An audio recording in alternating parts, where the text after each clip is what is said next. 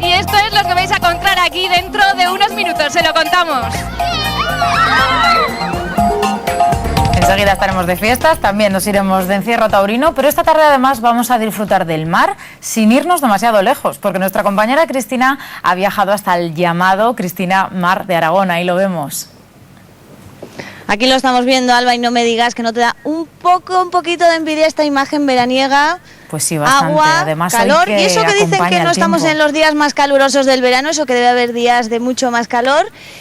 Y deportistas, que aquí tenemos al Club de Remo Capri, que son, bueno, unos campeones, casi todos, y los que no lo son, lo serán, ¿verdad, Ismael? Porque estamos en el embalse de Mequinenza, el mar de Aragón, y una de las cosas que se hace aquí es aprender a remar, sobre todo en verano, ¿no? Sí, sobre todo en verano es cuando mejor se puede aprender, ya que el tiempo acompaña, porque para invierno, pues por el frío, si alguien se cae al agua, pues sería bastante, bueno, es mejor para verano.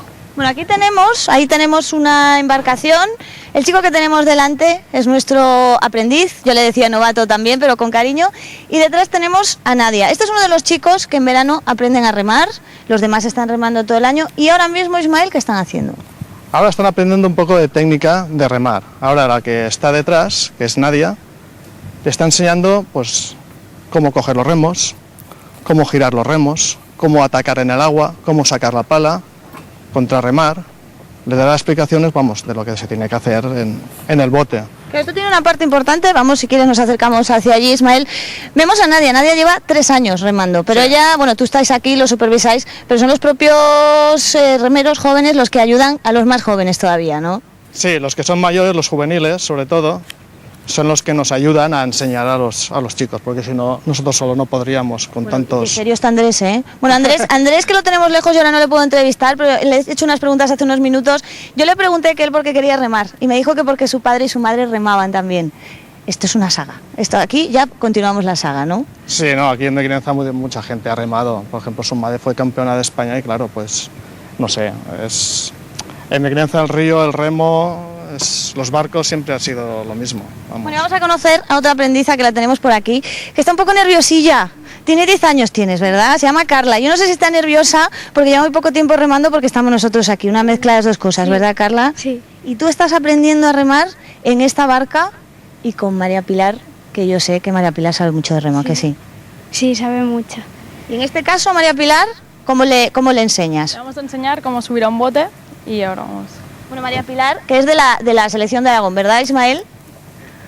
Que decíamos que aquí tenemos campeones y en este caso María Pilar es una de ellas, medalla de oro en su momento, también tenemos una plata por ahí, una bronce. Sí, ella fue medalla de plata en la Copa Primera del año pasado y está en la selección aragonesa. Ahora mismo, ¿qué está haciendo Carla? ¿Eso que estamos viendo qué es? Ahora está cerrando el portante, que sería la chumacera, para que el remo se quede fijo. Bueno, atentos porque esta es una de las maniobras, no vamos a decir peligrosas, pero sí arriesgadas, porque aquí es cuando, sobre todo los novatos, y me comentan que no están novatos, bueno, pues están haciendo esa maniobra y es cuando vuelcan y prueban el agua a ver si está fría, ¿no? Normalmente pues se equivocan, dejan caer su peso y caen por el otro lado. Pero bueno, esto es lo que se va a aprender. Es aprender a subir al bote, pero a subir bien, ponerse las pedalinas, que es poner los pies, sujetarse bien, sentarse bien y poner la espalda bien enderezada para equilibrar el bote. Ahora tiene muy bien equilibrado el bote la chica. Y ahora la alejamos un poco y ahí tenemos a Carla con cara de concentración, preparada para remar. Alba, dime, que creo que querías preguntar algo. Sí, ¿con cuántos años aproximadamente empiezan a aprender a practicar este deporte, a practicar remo? En este caso tenemos ahí a Carla que tiene 10 años, Andrés también, pero ¿con qué años se puede aprender a remar? Por ejemplo, en el caso de Andrés, incluso sus padres reman. ¿Con qué años es la edad más adecuada? A partir de los 8 años. Si saben nadar a partir de los 8 años, porque con la facilidad que tienen del poco peso en el bote, la técnica la cogen muy rápidamente y aprenden jugando, que es lo mejor. Bueno, yo voy a decir una cosa, yo pensé que era, yo pensé que era más fácil volcar, pero Carla, que no lleva tanto tiempo, la veo muy bien, ¿no? Sí, no, ha aprendido rápidamente. Es que pesan muy poquito, equilibran muy bien el bote. Es difícil, los mayores tenemos más miedo y el miedo se nota encima de un barco. Los pequeños no tienen miedo. Bueno, yo creo que no tienen miedo, lo disfrutan, aunque ahora les vemos muy serios. Y como decimos, deportistas, seguro que ellos continuarán en el remo. Nosotros nos despedimos de ellos, pero no de ustedes, porque seguimos en Mequinenza porque hoy tenemos muchas cosas que ver, así que en unos minutos volvemos y os contamos qué más cosas nos podemos encontrar por aquí. Así es, Cris, volveremos hasta Mequinenza. Nos quedamos con esta imagen que nos da tanta envidia.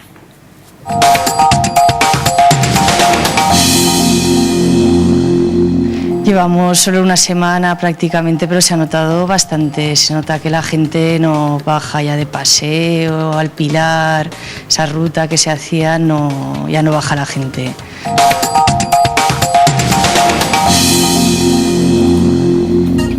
Prepárense hoy para chuparse los dedos. Solomillo, setas, salsa de frambuesa y vino. Son solo algunos de los ingredientes en nuestro plato suculento de hoy. Enseguida se lo presentamos. Antes viajamos hasta Alcañiz, donde vamos a conocer las características de uno de los aceites más reconocidos, y no solo en España. Hablamos del aceite del Bajo Aragón, que es sin duda uno de los más ricos.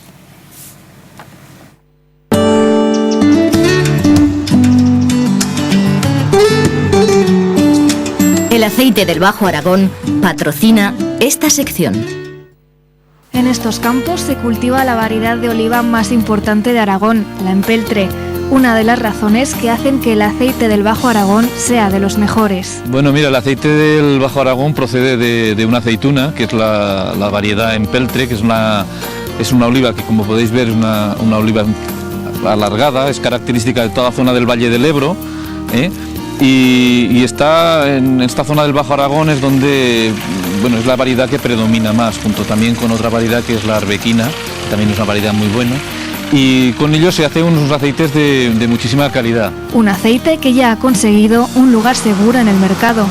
Bueno, desde que iniciamos el camino de la denominación de origen, pues poco a poco hemos ido consolidando el mercado. La gente nos va conociendo lo que es el mercado en Aragón, pues el aceite de aquí de la zona, pues es un mercado muy nuestro y lo tiene y lo conoce bien. Además, por el momento parece que hay suficiente para abastecer el mercado. Creo que en estos momentos, con la denominación de origen y luego también con toda la implantación de nuevos regadíos en la zona, tenemos que contar que hasta ahora el 90% del olivar era secano, un olivar poco productivo y además con muchísimas becerías, un año tenía, otro año no tenía. Ahora con los nuevos regadíos se van a estabilizar las cosechas muchísimo más, tenemos más cantidad de aceite para salir al mercado, más uniforme durante todos los años. Un aceite que también tiene un lugar fuera de España. Hay que buscar unos nichos de mercado adecuados para que pues ahí pueda sacar un valor añadido, ¿no? Entonces están buscando mercados, están trabajando en China, se está trabajando también en Japón, en Estados Unidos, en lo que es Europa, Alemania, Francia.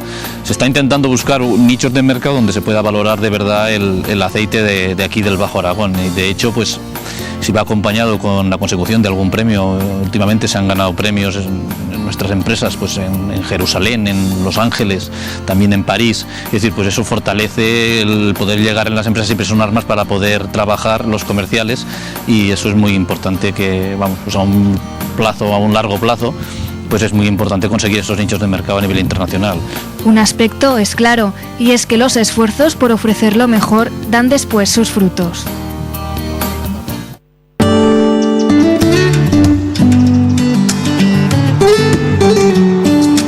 El aceite del Bajo Aragón patrocina esta sección.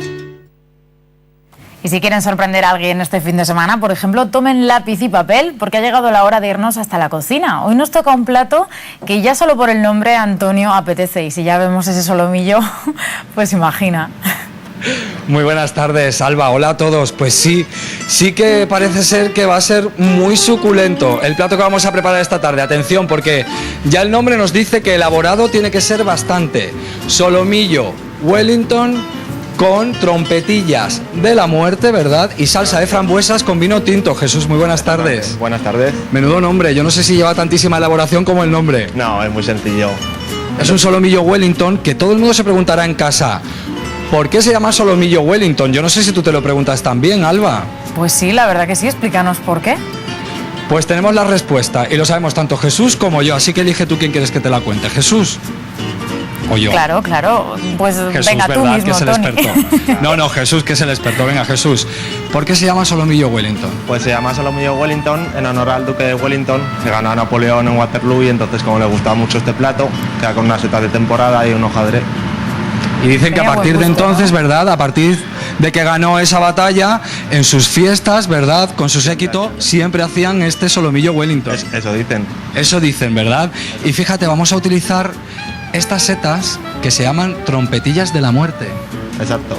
Pobrecitas, pobre nombre, con lo ricas que están, ¿verdad? Exacto. Y sabes que, Alba, que las llaman las trufas de los pobres, ¿verdad? Y es porque dicen que tienen un sabor muy parecido a las trufas sin ser tan caras como son. Dinero, claro. Así es. Bueno, pues te vamos a explicar un poquito los ingredientes que vamos a necesitar para este solomillo Wellington. Después de esta explicación de todos los ingredientes, ¿vale? Vamos a necesitar 600 gramos de solomillo de cerdo ibérico, ¿verdad, Jesús? Exacto. Además vamos a necesitar una placa de hojaldre. Así es. ¿Este hojaldre lo has preparado tú o lo podemos encontrar ya en los supermercados? Es comprado, lo puedes comprar congelado, que sale muy bien. Ajá. Ya Bueno, pues tenemos ese hojaldre, las trompetillas de la muerte, que también les llaman cuerno de la abundancia. Vamos a necesitar nata líquida, media cebolla de Fuentes, además de por aquí. Exacto. Un huevo. Vamos a necesitar también aceite de oliva virgen extra, sal y pimienta, ¿verdad, exacto, Jesús? Y luego para esta salsa nos vas a decir tú los ingredientes, que los tenemos aquí abajo. Vale. Una salsa que además es sencilla de preparar. Muy sencilla. Trota de vino tinto, lo reduciremos hasta la mitad con azúcar. Y cuando ya esté reducido le pondremos las frambuesas. Unas frambuesas, ¿verdad? Tiene un sabor así un poquito ácido, claro, que lo corregimos un poco con el azúcar, ¿no? Sí. Y yo te quería preguntar, Jesús, tenemos aquí este cebollón, vamos a decir cebollón de Fuentes, porque es una cebolla muy grande. ¿Te gusta a ti la cebolla de Fuentes? Claro. ¿Sí? Sí. ¿Y cómo la compras? Pues entera. ¿Pero de qué manera? ¿Vas al supermercado? Sí. ¿En qué lugar? Normalmente la compro, o mi padre también la cultiva en el huerto. ¿Tu padre la cultiva en el huerto? ¿Y tu padre no ha pensado ponerla a la venta en internet? No, que tiene muy poca cantidad. ¿Que tiene poca cantidad tu padre? Sí. Pues tú sabes que a partir de ahora, si te quedas sin cebollas de Fuentes, la puedes comprar en internet. ¿Lo sabías? No. ¿No? Para nada. ¿No? ¿Lo sabían ustedes en casa? Pues estén atentos. Estas cebollas que ven son objeto de venta por internet. Son cebollas con denominación de origen de Fuentes de Ebro. ¿Por qué son tan famosas las cebollas de Fuentes, Dani? Pues mira, son famosas por su sabor. Es un sabor suave, tierno. Cuando te la echas a la boca, pues es súper suave y es toda el agua. No pica casi. El picor, a ver, es cebolla, ¿vale? Pero el picor es prácticamente inapreciable. Y una de las cosas que es fundamental y que la hace única en el mundo es que cuando tú te la comes, pues prácticamente no repite. Hemos hecho pruebas de sabor con otros tipos de cebolla de todo el mundo y la más suave es la cebolla de Fuentes de Ebro. ¿Ves? Estas son las semillas de cebolla de Fuentes de Ebro que sembraremos este año para el año que viene disfrutarlas otra vez. La cebolla de Fuentes de Ebro es tan especial por el microclima que tenemos aquí en el área geográfica y lo que es también el suelo de todos los sedimentos de todos los montes. O sea, el secreto no solo está en la semilla, sino en la propia tierra de aquí de la zona. Claro, es que somos la definición de denominación de origen. Entonces, claro, toda la apuesta que hemos hecho de la denominación de origen de cara al consumidor, cuando compra con la etiqueta de denominación de origen, entonces tiene la garantía de que se ha cultivado aquí en Fuentes de Ebro y en todos los municipios que están dentro del ámbito de la denominación de origen. ¿Qué hacéis cuando llegan las cebollas del campo? Pues mira, cuando vienen del campo hacemos una clasificación por tamaños, ¿vale? Porque tenemos aquí una máquina que además las lleva todas como si fueran huevos. Con mucha delicadeza. Con mucha delicadeza y las clasifican por tamaños. Aquí os voy a enseñar la madre de las cebollas. El ejemplar más gordo, que fíjate qué diferencia. ¿Ves? Esta, por ejemplo, para microondas es brutal. La pinchas y la haces en microondas, es buenísima. Y esta pesa 1,751 kg. Pero es tamaño industrial, casi. Sí, pero vamos, si tú te haces una ensalada con cebolla gorda de Fuentes de Ebro, es la más tierna. Es la más suave porque es que acumula mucha más agua y es lo que le diferencia y la terneza que va a tener y la suavidad de cuando te la hagas en la ensalada. Sí. Una vez que hemos cogido y hemos ya metido las cebollas en el almacén y ya las hemos clasificado por tamaños, este es el siguiente paso, que es dormirlas.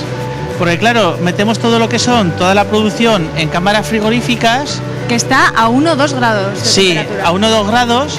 Y ya como puedes ver, están todas las cebollas y la metemos en la cámara y ya se quedan hasta diciembre poder tener cebolla Fuentes de Ebro. Daniel, hemos visto que vendéis vuestras cebollas por internet, entonces si un espectador quiere comprarlas, ¿qué tiene que hacer? Pues mira, es como si fuera a la frutería. Tiene que entrar en nuestra página web humosol.com, ¿vale? Darle clic a comprar ahora online, entonces le llevarán a esta página y aquí directamente, como si fueras al tendero y a la frutería de toda la vida, le das o comprar ahora 5 kilos o comprar ahora 10 kilos, ¿vale? Tú le das clic y ya directamente a pagar al frutero. ¿En cuántos días más o menos llega a la casa? Estamos trabajando con una agencia de transporte urgente y normalmente en 1 o 2 días lo tienes en casa. Daniel, tenéis aquí todas estas cajas preparadas para envíos a domicilio que se han hecho por internet, ¿verdad?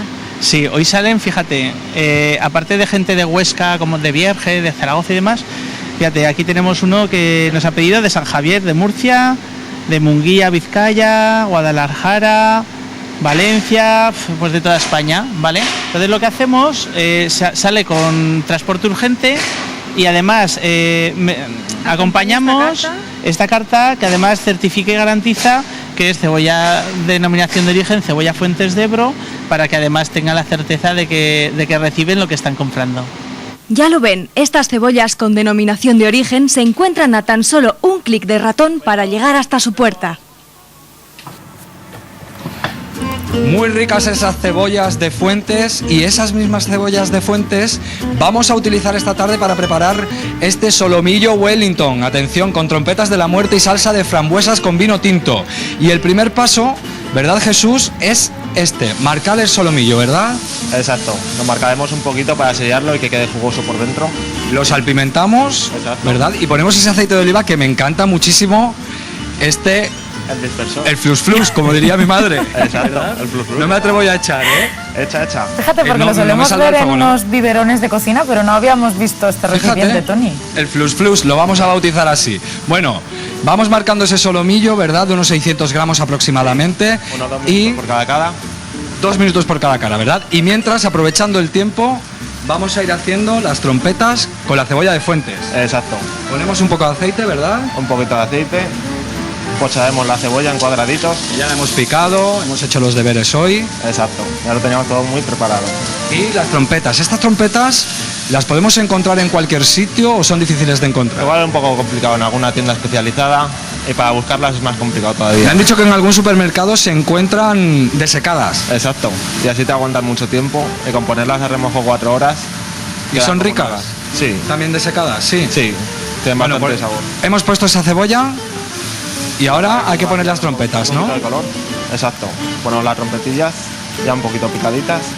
Y la trompeta lo que hace es darle un sabor intenso, ¿verdad? Intenso, un poquito amargo y con mucho sabor a tierra. Mientras se va haciendo esto hay que moverlo un poquito, ¿verdad? Para que se mezcle con la cebolla. Y mientras les vamos a explicar a todos cómo se prepara la salsa de frambuesa con vino tinto, que la tenemos ya aquí preparada, ¿verdad, Jesús? ¿Cómo hay que hacerla? Para la salsa de vino tinto echaremos primero el vino, los 50 gramos de azúcar, y lo dejaremos reducir hasta la mitad. Y una vez que ya esté reducido le añadimos las frambuesas y a fuego lento que se vaya. Y quiero enseñar la textura con la que se queda, porque es una textura espesita, ¿verdad? Muy espesita, como un almíbar. ¿Y a qué sabe? Que yo no la he probado nunca. Un poquito ácida, un poquito dulce, un poco una mezcla de todo. Ese solomillo yo creo que nos está pidiendo ya darle la vuelta, ¿eh? Exacto. Hay que tener cuidadito. Alba, es que, fíjate, hemos visitado a muchísimos cocineros a lo largo del tiempo que llevamos en Aragón en abierto, y todos los dicen lo mismo, y es que hay que tener un ojo en un fogón y otro en otro. Exactamente. ¿Verdad? Hay que andar controlando todo, y claro, ya con la experiencia que vamos adquiriendo. Otro en la nuca, eso no me lo han dicho nunca. Claro, porque hay que controlar, ¿verdad? Un fuego, otro, los tiempos. Siempre. Mucho lío además en una cocina, supongo. Demasiado. Que en verano más, ¿no? En verano más calor. Más calor, o sea que más agobio. Bueno, sí. Las trompetas, el solomillo, que no hay que acabar de hacerlo del todo, ¿verdad? Porque luego en el horno Exacto. Se acaba de hacer. Simplemente es para sellarlo, para que se quede chito por afuera y dorado, y así se termina jugoso en el horno. Vamos a ir montándolo, ¿qué te parece? ¿Sí? Cogemos ese solomillo, que ya saben, hay que marcarlo un par de minutitos simplemente por cada lado, ¿verdad? Es de cerdo ibérico. Podemos utilizar otro tipo de solomillo, porque los niños, por ejemplo... Podemos utilizar el solomillo de ternera, un solomillo de cerdo normal, que nos va a quedar bien bueno de todas maneras. Lo colocamos en esta placa de hojaldre, ¿verdad? Que me habías dicho que ya habías comprado precocinada de antes, porque para prepararla es un poco lío, ¿no? Demasiado. Para alguien que no lo ha hecho nunca, requiere mucho tiempo. Y ahora es cuestión simplemente de volcar, ¿verdad? ¿Cómo huele, eh? ¿Cómo huele? Si los olores, como decimos siempre, si los olores pudieran traspasar la pantalla, ¿verdad? Sería una auténtica maravilla, Alba. Tenemos las trompetillas con la cebolla de Fuentes, el solomillo, y ahora sería cuestión de... enrollarlo simplemente. A ver, porque yo creo que esta es la parte más difícil, fíjate. Hay que cortar las esquinas. Cortamos las esquinas para que nos quede bien el paquetito. ¿Y ahora cómo lo hacemos? Muy sencillo. A ver, Jesús, que es muy joven, pero tiene muchísima experiencia en la cocina. Fíjate, como si fuera un sobre. Así de sencillo. Así de sencillo. Le damos la vuelta. Y esto para decorar un poco, ¿no? Exacto. Cortamos unas tiritas aquí. Unas tiritas. Y ahora viene una parte, Alba, que a mí me encanta. Y yo le voy a pedir a Jesús que por favor me deje meter mano aquí en la cocina, que es la de poner el huevo, porque siempre me han gustado a mí, oye, estas cositas, el pincelito y hacer estas cositas tipo repostería, que nunca me salen, yo no sé si lo estoy haciendo bien, Jesús. Sí, con un poco más de práctica te saldría perfecto. Ay, lo que siempre decimos, Alba, esto de ser zurdo hay veces que te trae algún que otro problema. Bueno, ¿está bien así de huevo ya? Está bien. Sí, ¿verdad? ¿Y ahora qué habría que hacer? Ahora lo metemos al horno simplemente. Al horno, atentos, tiempos y temperatura. ¿Cuánto tiempo y a qué temperatura? Lo pondremos 90 minutos a 180 grados. 90 minutos, hora y media. 20 minutos. Ah, 20 minutos, perdón, 20 minutos, 90 minutos nos sale ya quemado. 20 minutos, 180 grados y creo que tenemos aquí uno ya, la trampa, hacemos magia del directo, ¿verdad? Y tenemos aquí uno ya hecho. Este sería el resultado de cómo sale del horno, ¿verdad? Pero luego presentado con la salsa de frambuesas. Alba, mira, te lo voy a dejar aquí encima, bien alto, porque este es un plato de altura. Fíjate, ese solomillo Wellington con la salsa de frambuesas y las trompetas de la muerte. Delicioso. Ay, qué bueno, Antonio, riquísimo, ¿eh? ¡Hala, a disfrutarlo! Gracias.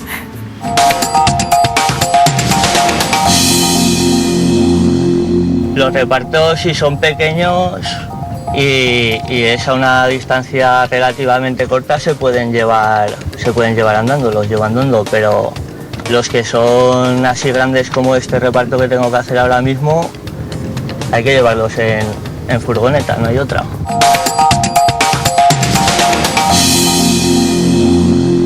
Flotadores con tirantes e incluso antivuelco. Todo pensado para la seguridad de los más pequeños en las piscinas. Es lo que podemos encontrar en esta tienda y ahí vemos un ejemplo, Eva, con una preciosa niña.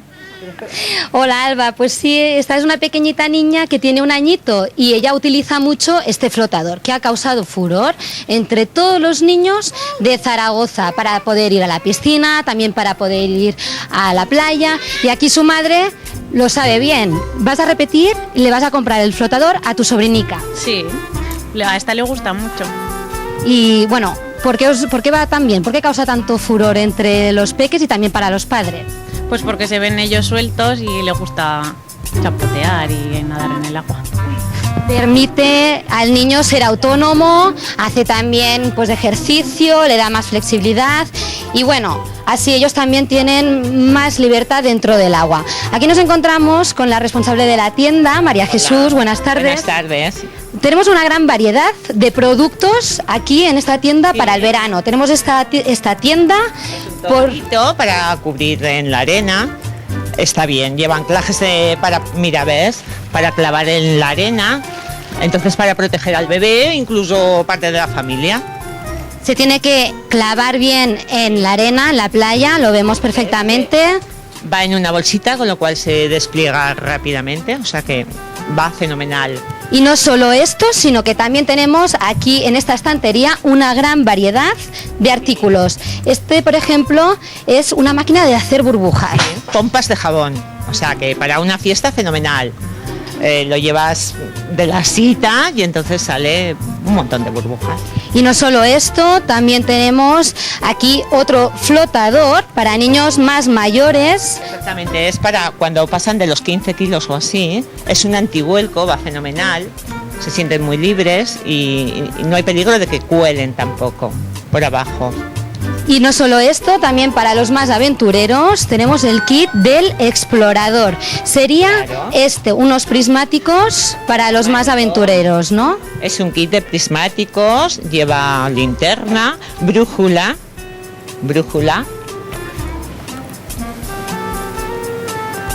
¿Ves? Es para hacer señales en plan ratilla. Bueno, y un completo de exploración. Y para los pequeños Robinson Crusoe, ideal para ir a la montaña y observar a las aves y a los animales. Tenemos varias cosas por ahí, todas para ir explorar, cazar bichos y de todo. Y no solo tenemos esto, también teníamos aquí la piscina. Sí, hay una piscinita plegable. Que es, la tenemos aquí la hemos dejado. ¿Dónde la hemos dejado? Bueno, no pasa nada, no la encontramos ahora mismo porque hay tanto juguete que, bueno, vemos perfectamente que con todos estos juguetes nos los podemos llevar de vacaciones, con los niños sin ningún problema. Pues ahí lo vemos, diversión, pero sobre todo que los niños se sientan muy seguros. Gracias, Eva. Seguimos en Zaragoza. Además de los comercios afectados directamente por las obras del tranvía, hay otros que se ven perjudicados indirectamente por la menor afluencia de las personas al centro de Zaragoza desde que comenzó la ejecución de las obras. Además, los transportistas que llevan mercancía tienen que aparcar en ocasiones a 800 metros del establecimiento. Estos son algunos de los problemas. Nos venimos al centro de Zaragoza, a la calle Alfonso, a una de las tiendas más antiguas y más típicas de la ciudad, una tienda de recuerdos. Por aquí no pasa el trazado del tranvía, no tienen las obras a su puerta, pero ¿les está afectando? Pues sí, la verdad es que nos está repercutiendo y mucho, y no solo a mí, sino a todo el sector. Y le digo porque las obras no han podido ser más inoportunas, perjudican a todos y no benefician a nadie. Para aparcar, por ejemplo, pues vienen a traer distribución y no hay forma de aparcar por aquí cerca. Algunos tienen que ir al aparcamiento de la Plaza del Pilar, en fin, hay bastante desesperación en cuanto a eso.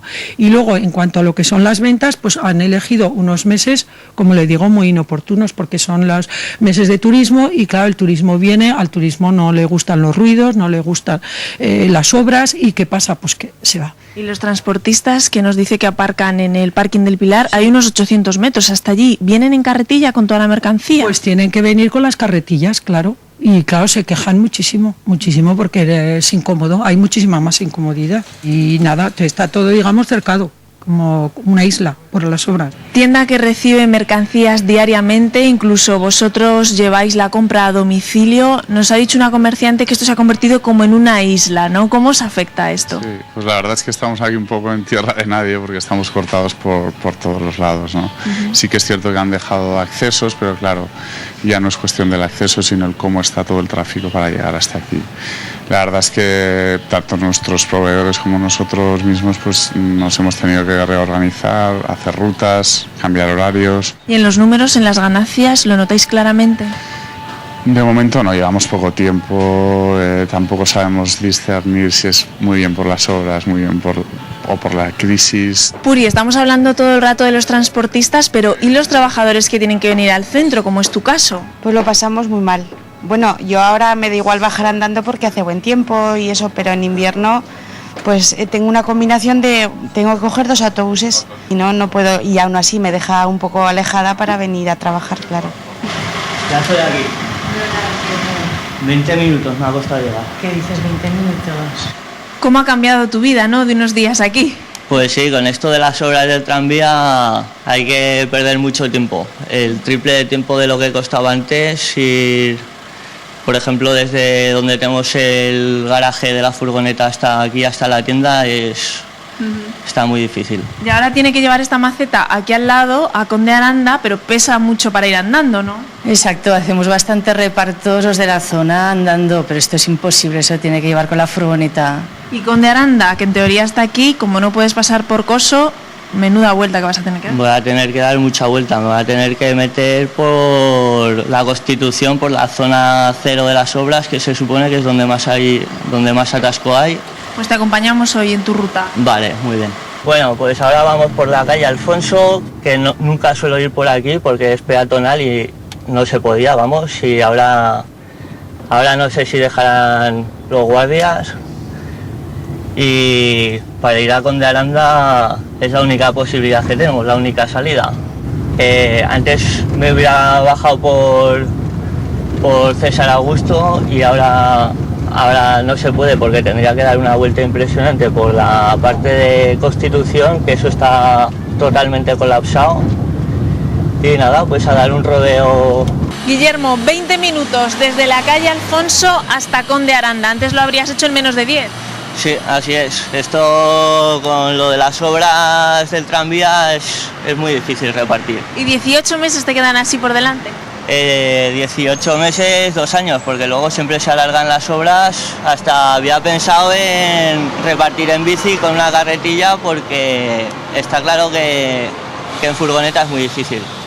Hasta han pensado en la opción de bicicleta. Así están las cosas para los repartidores de Zaragoza. Pues en Espila está pasando muchas cosas, ¿eh? Robando por todos los sitios. Han robado en Naves, han robado ayer en el Árbol. De los vecinos en Épila, que en los últimos días han sufrido algunos robos, un problema que se repite continuamente en el medio rural aragonés. Les contamos lo sucedido en unos minutos.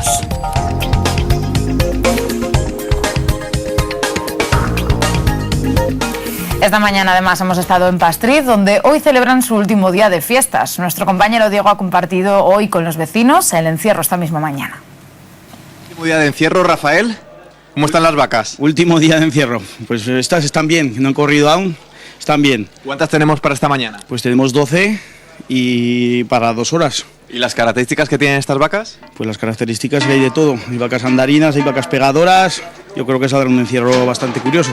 Y no puede faltar la charanga en un encierro. Hombre, más o menos. Si no, esto se queda al 50%. ¿Y usted tiene hijos? Sí, uno. Por ahí está, por ahí. A ver si lo veo. Ahora no lo veo. ¿Y le da consejos? Sí. Que lo haga lo mejor que pueda, pero si lo coge la vaca, que espabile. Que a mí nadie me enseñó. ¿Y a usted le cogió alguna vez la vaca? Mucha.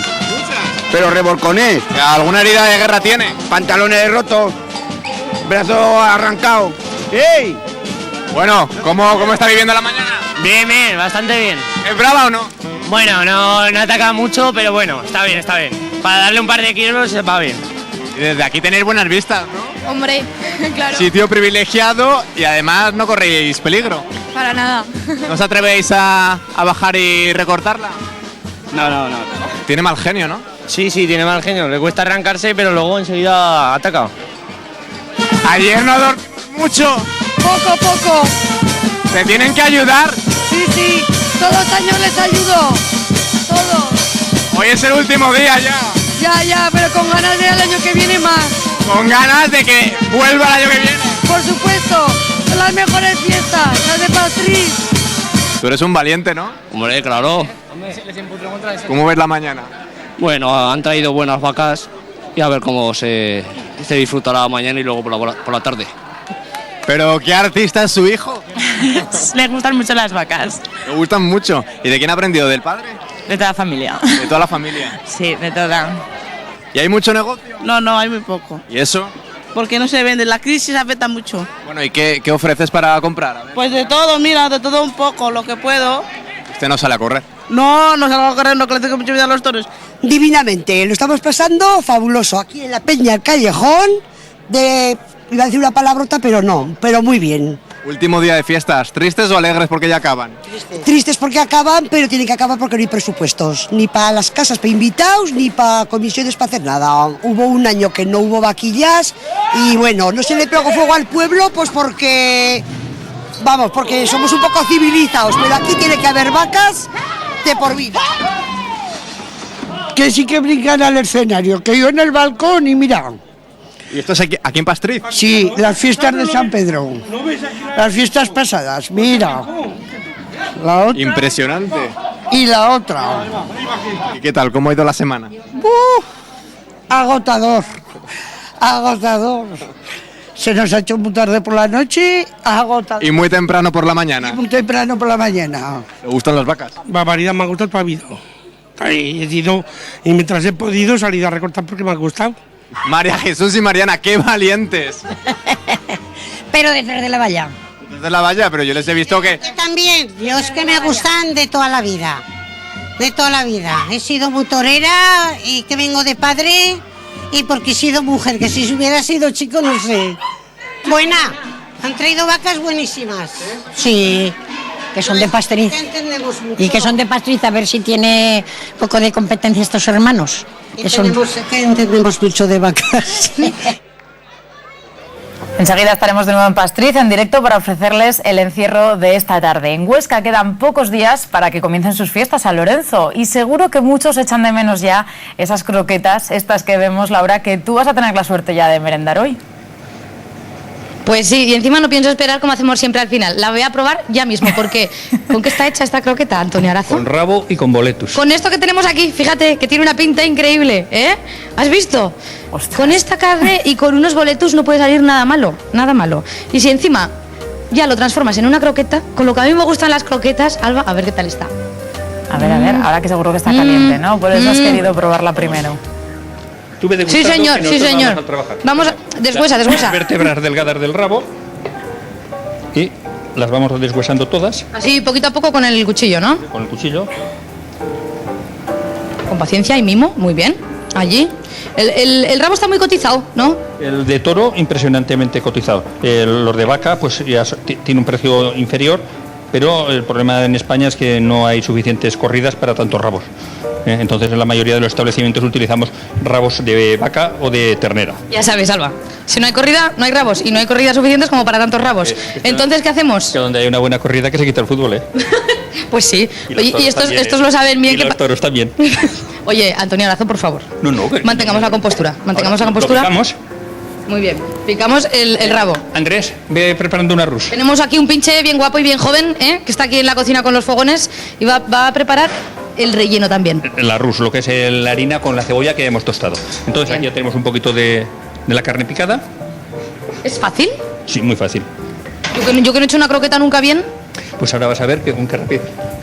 Un canapé, vamos para allá. Que nos llevamos el rabo partidito y boletus, eso, boletus. Esta combinación tiene que ser buenísima. Voy a pasar por aquí, despacito. Y solo se comen durante estos días de fiestas, ¿no, Laura? Pues es que es un menú especial, ¿verdad? Porque aquí en el restaurante Arazo, pues el señor Antonio se lo trabaja mucho y dice, vamos a darle a las croquetas un toque laurentino. Sí, entonces simplemente hacemos una arroz bastante sudadita, más o menos, si os dais cuenta, es la misma cantidad de carne que de setas que de leche. Y esto solo lleva de momento harina, cebolla y un poquito de leche. Exactamente. Ahora hacemos la arroz. A ver si me quedo yo con esta receta. No, es muy sencilla. ¿Es sencilla? Muy sencilla. ¿Y qué más haces así para comer bueno para fiestas? Que todo el mundo quiere comer por ahí y ponerse hasta arriba. El chuletón de toro. ¿Chuletón de toro? El toro estofado de lidia, algún atún rojo. Todo ligerito, ¿eh? Algo de bacalao, pollo a lo cilindrón. Una comida muy light, como puedes comprobar. Cuentas unas croquetas que no llevan harina, que no llevan casi leche. Es verdad, es bastante compacto. Es decir, si vamos añadiendo, a ver, Andrés, un poquito de sal, pimienta. Y lleva nuez moscada también. Sí, un poquito. La nuez moscada a mí me gusta, ¿verdad? Donde tiene un sabor bien bueno. Sí. Y él dice en qué trabaja durante San Lorenzo, pero... Y lo bien que se lo pasa cuando se va a los toros, ¿eh? Haya tendido a Ayasol. Ya sabes que estás invitada con o sin cámara. Me ha invitado con o sin cámara. Yo le he dicho, es que de la cámara para San Lorenzo no sé yo si me podré desprender, ¿eh? Pero si puedo, voy. Porque ¿qué hace? La lía.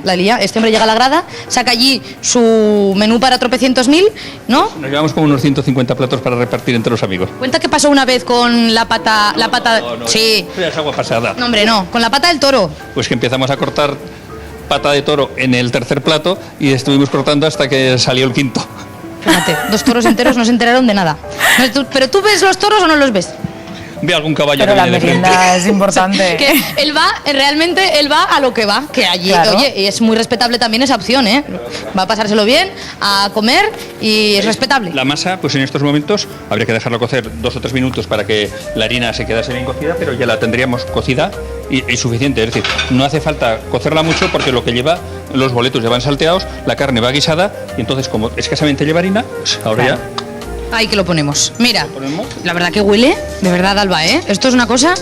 Del 9 al 15, señores y señoras, tienen ustedes que pasarse por aquí a probar estas croquetas. Ahora vamos a hacer las croquetas, pero como esta masa se podría trabajar, pero nos vamos a quemar, pasamos al otro lado. Y no queremos quemarnos. Que se enfriara un poquito. Habría que repose un poquito, que pierda temperatura, porque si no, mal, nos quemamos. Y por aquí tenemos ya una un poco atemperada. La misma masa que hay allí, pues cogemos un trocito. Fíjate, además se ve muy bien todo, ¿eh? Hace un churrete. No me he acabado yo la croqueta, pero no te preocupes que tengo rato para acabarla, ¿eh? Y esto es cada porción una croqueta, digamos. Muy bien. Y ahora simplemente... Antonio Arazo es una máquina de trabajar. La verdad que sí, que va muy rápido. Huevo. Hombre, es que sabes que la tele... Y además ya veis que no son ninguna igual, que esto no es... esas que salen hechas con la máquina, que salen todas hasta con la señal. Todas igualitas, les falta un sello. Se nota que son caseras. Estas no, esto es lo que sale, eso es lo que hay. Y además es que es bonito que sean diferentes. Estamos de huevo, echamos al colador. ¿Al colador? Sí, por adelantar un poquito, ¿ves? Ahora. O sea, esto no lo habíamos visto, ¿eh? Yo... Quitamos así, pan rallado. ¿Y esto cómo se te ocurre, hijo? Las necesidades, de adelantar faena. el pasar hambre, que es muy malo. Pues también, no, pero casi. No, hombre, no. Y ahora podemos hacerlas en sartén o en freidora. Y como tenemos una freidora ahí bien grande, pues las ponemos a la freidora. Mira. Simplemente pues una sale hinchata, la otra sale un poco más redonda, pero que lo importante es que una croqueta totalmente natural. Y esto allí, unos minutillos, nada más. Señoras, señores, el resultado final para que nosotros podamos probar es este, tal que así. Sí. Pero como estos señores van con los guantes y ellos no pueden, voy a hacer yo lo que tenían pensado hacer ellos, que es poner cava. Así que denme unos minutos, unos segundos, que pongo un poquito de cava para todos aquí y así ya acabamos brindando, comiéndonos las croquetas de rabo y boletus, que podrán ustedes degustar. Antonio, no sé yo si se pueden probar, si te las pide alguien antes de San Lorenzo, ¿se podrá dar o no? Sí, dice que sí. Dice que ya tenemos están ahí ya preparándolas, entonces... Unos 25 kilos de carne, 25 de boletus y unos 20... Para el cámara, para nuestro compañero. Hombre, es que aquí no se ven todos, pero para Javier Armendáriz, que está en la unidad móvil fuera, también hay cava y croquetas. Así que, señoras, señores, miren, las recién hechas y las que se pueden probar, que son estas de aquí. Toma, Antonio, bebe, anda, que te veo seco. Pues con esas croquetas nos quedamos, Laura, ya ven. Por adelantado. Así es, que comienzan ya, que queda muy poquito esos preparativos para San Lorenzo. Adiós.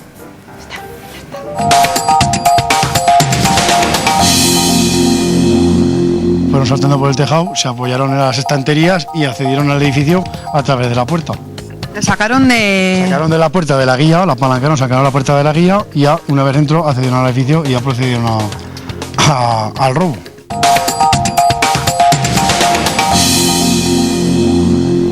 Volvemos hasta Mequinenza porque hoy queremos también que conozcan las pequeñas obras de alguien a quien se hacía conocer como el tío Kiko. Vamos a ver, hola Cristina, esta es una de ellas.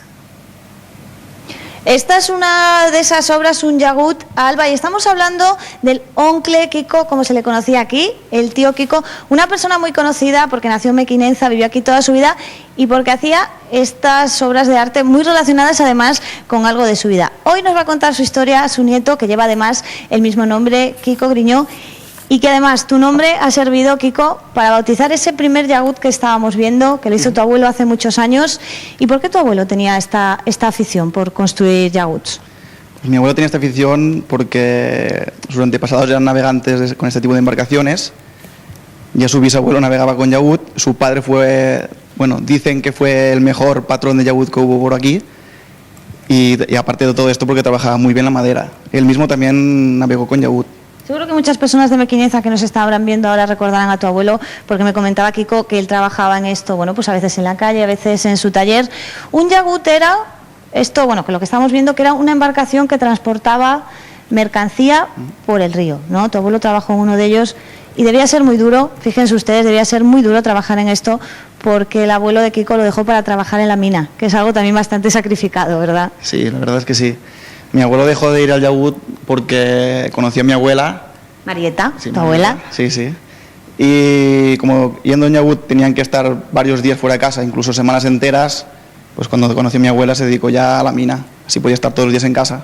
Y fíjense ustedes lo que podemos saber de una persona por sus hobbies o por las cosas que hace, porque fíjense estos barcos. Este se llama Cardenal y este se llama Lenin. Lenin porque tu abuelo, era comunista, ¿no? Sí, él decía que era comunista, sí, tenía ideas comunistas, sí.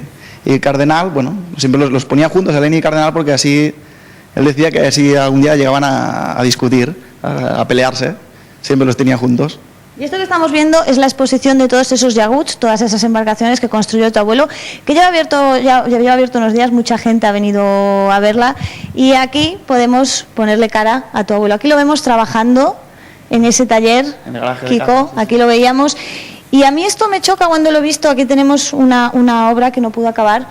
Esto era como un pequeño astillero, ¿no? La construcción Sí, sí, en la que él se basaba era pues como la de los barcos, ¿no? De verdad. La construcción seguía el mismo proceso que un yagut de verdad. Sí, sí. Él lo fabricaba con madera de pino, los de verdad se fabricaban con madera de olivo, abeto, bueno, mucha madera que venía de Cataluña, pero bueno, él lo hacía todo con madera de pino. Bueno, ¿y quién es este que está aquí? Este soy Que yo vemos aquí. Cuando era pequeño. Yo creo que tú algo aprendiste, ¿no? Aprendiendo Porque ya, estabas claro. ahí Me pasé muchas viendo trabajar a tu abuelo. Tú me contabas que te contaba muchas anécdotas, por ejemplo, de cuando trabajaba en los yaguts, ¿qué te decía? Aparte de que era muy duro estar tan lejos, fuera de casa, ¿él qué contaba? Bueno, pues él una anécdota buena es que estos yaguts para las fiestas del pueblo se utilizaban para hacer carreras y normalmente cuando terminaban las carreras subían las novias y las chicas del pueblo que iban siempre vestidas de blanco y los yaguts al transportar muchas veces carbón, Claro, cuando las chicas... Me imagino el final de la historia, al final, ¿qué les pasaba a las chicas? Sí, cuando las chicas salían del yagut, pues iban por delante blancas y por detrás iban de color negro. Claro, los trajes ya las pobres los tendrían luego que echar a lavar. Ahí estamos viendo otra vez ese yagut, el tuyo, también hay otros con los nombres de tus hermanos, porque tu abuelo hizo uno para cada nieto, Sí. y os contaba muchas cosas. Una de ellas que me ha llamado mucho la atención es que las velas de un yagut se utilizaban poco. Fíjense, qué curioso, bueno, a lo mejor lo sabrá alguna persona, pero los yaguts, cuando iban río abajo, pues seguían la corriente, pero río arriba a veces los empujaban burros, pero incluso personas también. Sí, lo normal era que lo empujaran burros, pero antes, a principios del siglo se cambió al burro, pero antes de este siglo pasado se remontaban al río empujando 8 o 9 peones. Iban por unas sendas que iban siempre a la orilla del río, iban estirando una sirga por la orilla. Seguro que al ver todo esto te sientes orgulloso de tu abuelo, Sí, ¿verdad? muy orgulloso, sí, la verdad que sí. Bueno, pues esta es toda la obra, como decimos, estos yaguts que hizo el abuelo de Kiko, que es el oncle Kiko, que además nos comentaban que eso es una forma respetuosa de llamar en mequineza a la gente mayor. Y nosotros, Alba, tampoco nos despedimos porque ahora ya está hora, ya nos va entrando un poco de apetito, no nos podemos marchar de Mequinenza sin probar su gastronomía, pero ya te voy avisando de que vete preparando la cuchara porque hoy vamos a cocinar un plato contundente, así que en unos minutos os contamos. Pues enseguida lo vemos en Mequinenza y aprovechamos para invitarles a ver esta preciosa exposición. Gracias, Cris.